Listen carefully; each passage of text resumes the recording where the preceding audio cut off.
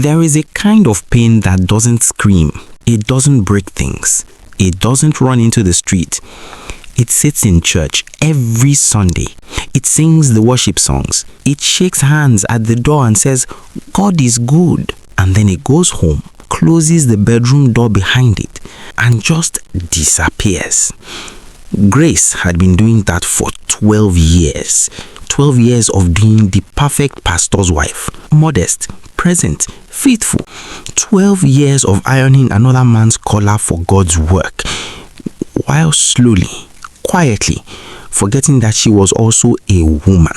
And then, one night, someone took a photograph, and everything Grace had kept hidden, everything she had buried so deep she thought even God couldn't see it, was shown to the entire congregation in the middle of a prayer meeting on a stranger's phone. Stay with me, because this is not a story about a woman who fell. This is a story about a woman who had already been falling for years and no one noticed, not even her husband. If this story already has you feeling something, hit subscribe. More tales are coming and you don't want to miss them. The prayer meeting had been going for 40 minutes. 40 minutes of lifted hands and closed eyes, and the kind of holy atmosphere that makes people feel safe enough to feel things they normally push down. Sister Margaret stood up. She was an elder, a woman of considerable standing. When Sister Margaret stood up in a room, people paid attention. She said, "Before we close in prayer tonight, there is something this congregation needs to see." She pulled out her phone. She held it up. On the screen was a photograph. A woman in a deep red evening gown, high heels, bold lipstick, hair down, sitting across a restaurant table from a man who was very clearly not her husband. On the photograph, the woman was Grace, Pastor David's wife, First Lady of the church, the woman who had handed out Bibles at the door just 2 Sundays ago. The room did not explode. It did something worse. It went completely, absolutely still. Grace was sitting 3 rows from the front. She felt every single pair of eyes turned toward her before she even understood what was happening. She looked at the phone. She looked at Margaret, and something inside her, something she had held so tightly for so long, finally let go. She did not run. She did not deny it.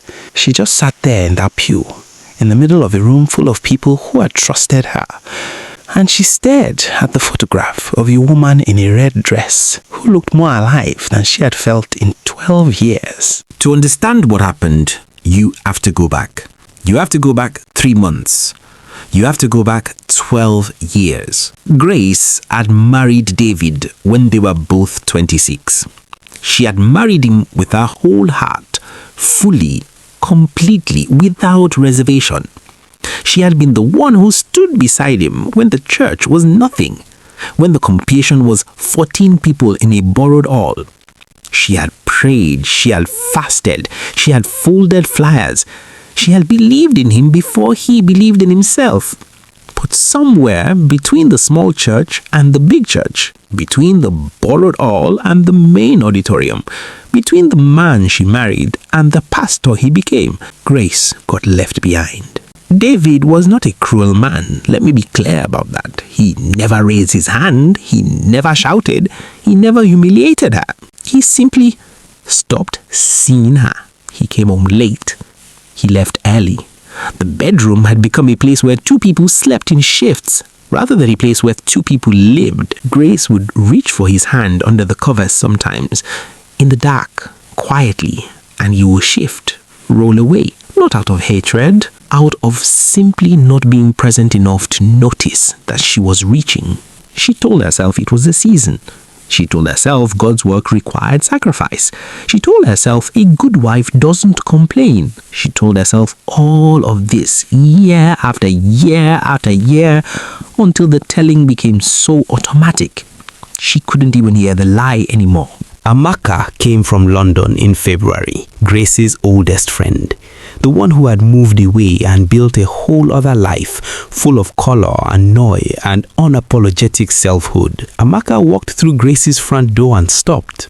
"Grace," she said, "what have you done to yourself?" Grace laughed, told her she was fine, that she was just tired, that ministry was demanding. Amaka sat her down at the kitchen table and said, "You look like a woman who has forgotten her own name." Grace did not argue, because somewhere in the part of herself she had buried so carefully, she knew Amaka was right. They went shopping. Not for church clothes, not for modest blouses and flat shoes, for real clothes.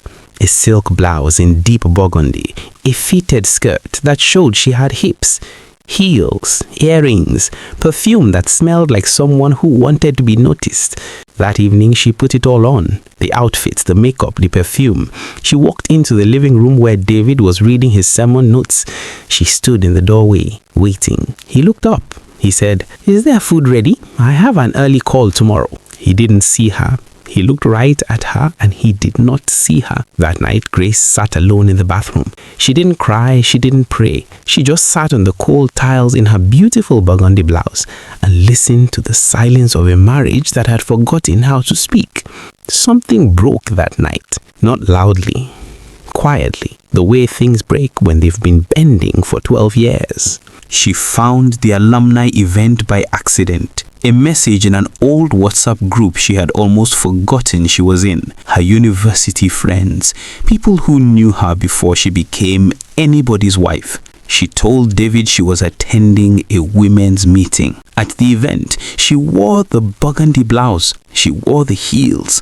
People she hadn't seen in years looked at her and said, "Grace, you look amazing. You haven't changed at all." And for the first time in longer than she could remember, she laughed freely, without measuring it, without checking if it was appropriate for a pastor's wife. That was where she met Tony. Mr. Tony, a quiet, kind man, a widower, an engineer, a man with gentle eyes and a careful manner of speaking that made you feel like what you were saying actually mattered. He didn't know she was a pastor's wife. She didn't tell him, not that first night. They talked for 2 hours at the edge of the room about architecture, about travel, about the kind of music that made you feel human. He asked her questions, real questions. And then he waited for the answers. He saw her. In one conversation, a stranger saw more of Grace than her husband had seen in years. They exchanged numbers, casually, innocently. He texted a few days later. She replied.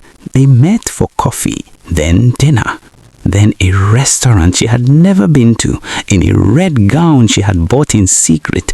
Grace knew it was wrong. She knew every time she sat across from Tony that she was crossing a line that could never be uncrossed. She prayed about it. She asked God to take the feeling away, but the feeling that Tony gave her, that feeling of being real, of being noticed, of being a woman rather than a function, she didn't know how to surrender it. 3 months. That was how long it lasted. 3 months of women's meetings that weren't. 3 months of visiting sick members who didn't exist. 3 months of being Grace, just Grace for a few hours each week before coming home, before becoming invisible again. Drop a comment below. Whose side are you on? I read every single one. Sister Margaret had followed her. Not once, not twice. Over several weeks, she had watched, she had photographed, she had gathered what she needed. And then she had chosen her moment, the way a person does when what they want isn't really justice, but something older and harder and less forgiving than that. She chose a prayer meeting, not a private meeting with the pastor, not a quiet conversation, a public prayer meeting in front of everyone, maximum audience. When the photograph went up on that screen, Grace felt the room tilt. She felt the ground shift beneath 12 years of identity. She looked at Pastor David. His face had gone completely still. not angry, not devastated, just absent. Like his spirit had left the room before his body could decide what to do. Grace stood up. She didn't plan to, she just stood. And in a voice she barely recognized as her own, she said, "It's true. I'm sorry. I'm sorry to this church. I'm sorry to my husband. I am not the woman you thought I was." David stood. He addressed the congregation in a quiet voice. He asked them to go home, that this was a family matter, that he and his wife needed to speak. At home, the silence between them was enormous. David sat at the kitchen table for a long time before he spoke. When he finally did, he said only one word. Why? Not a question. A wound. And Grace, for the first time in 12 years, told the whole truth. She told him about the reaching under the covers. She told him about the doorway, about the burgundy blouse, and him asking about food. She told him she wasn't looking for another man. She told him she was looking for herself. That somewhere in 12 years of being a pastor's wife, she had completely stopped being a human being. "I didn't want Tony," she said. "I wanted to feel like a real woman. I wanted someone, anyone, to see me. And you stopped seeing me a long time ago." David sat with that. He didn't fight it. He didn't defend himself. Because somewhere in the part of himself he had kept very quiet. He already knew it was true. That night was the longest of both their lives. Neither of them slept. They talked until the birds started. They said things that had been sitting unspoken for a decade. Things that burned on the way out. But things that needed to burn. David had been a good pastor. He had genuinely not understood how completely he had failed to pastor his own home. He had preached about love every Sunday, while his own wife sat 3 rows from the front, dying quietly in the pew. He chose not to walk away. Not because it was easy, not because the betrayal didn't hurt, but because a man who preaches mercy and then refuses to offer it to his own marriage is a man preaching something he doesn't actually believe. The following Sunday was different. David did not preach his prepared sermon. He stood before his congregation and he told them that their pastor had failed. Not his wife, not his marriage, him. He told them that he had been so busy building God's house, he had let his own fall apart. He told them that a leader who cannot see the people directly in front of him cannot claim to see the people sitting in his view. He asked his congregation's forgiveness, and then he turned and he took Grace's hand. In front of everyone, he took her hand and he said, "We are not a perfect church. We are not a perfect marriage. We are 2 imperfect people who have chosen to be honest about it for the first time. And we are going to get the help we need. Because the image of this church will never matter more than the truth of what's happening inside it." The church was silent. And then someone started clapping. Then another and another. Not because what had happened was acceptable, but because they were watching something rare. 2 people choosing truth over image, choosing each other over the performance of perfection. I want to be careful with how I close this story, because this is not a story that gives anyone permission to seek comfort in the arms of someone they have no right to. What Grace did was wrong. She knows it, I know it, you know it. But this is also a story about something we don't talk about enough in church, about what happens to people, especially women, when they are asked to disappear inside their roles. When they are told to serve and sacrifice and support and smile and be grateful, while their own hunger, their own need to be seen, is treated like something selfish, something shameful. No one broke Grace in one moment. She was broken by 12 years of small moments. 12 years of questions that were never asked, of needs that were never noticed, and hands that reached in the dark and found nothing. And David was not a villain. He was a man who had become so fluent in caring for everyone else that he had forgotten how to come home, who had mistaken proximity for presence, who had confused a shared roof with a shared life. To every married person watching this, when did you last truly see your partner? Not looked at them, saw them. Not passed them in the corridor of your shared life, but stopped, sat, looked them in the face and said, "How are you?" No, not how are you doing, how are you feeling? A marriage doesn't break in the night someone walks out. It breaks in the 1,000 small moments when two people were in the same room and one of them was completely alone. Grace and David are in counseling now. It is hard. It is uncomfortable. It is the most honest thing either of them has ever done. There are days Grace questions everything. There are days David has to choose forgiveness so deliberately. It feels like lifting something impossibly heavy. But they keep going.